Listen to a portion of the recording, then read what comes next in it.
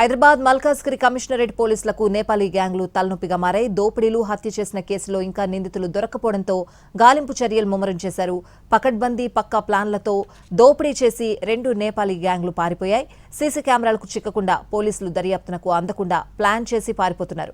ఇప్పటికే జూబ్లీహిల్స్ కేసులో 4 నేపాలీలు పరారీలో ఉన్నారు. మాజీ ఐపీఎస్ అధికారి ఇంట్లో పని మనిషిగా చేరి హత్య, దోపిడీకి పాల్పడింది కల్పన. రెక్కీ చేసి మరీ సీసీ కెమెరాలకు చిక్కకుండా కల్పన అండ్ గ్యాంగ్ పారిపోయింది.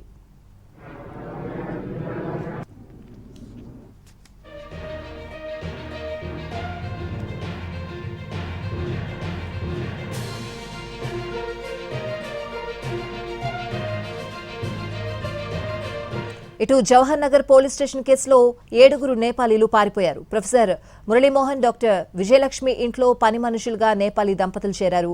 వారు అదును చూసి మరో 5 నేపాలీలతో కలిసి పక్కా ప్లాన్ చేసి దోపిడీకి స్కెచ్ వేశారు. పని మనుషులుగా చేరిన 20 రోజుల్లోనే పక్కా ప్లాన్ ప్రకారం దోపిడీ చేసి పారిపోయింది ముఠా. ప్రొఫెసర్ మురళీమోహన్ కు మత్తు మందిచ్చి డాక్టర్ విజయలక్ష్మిని బెదిరించి దోపిడీ చేసింది ఆ ముఠా.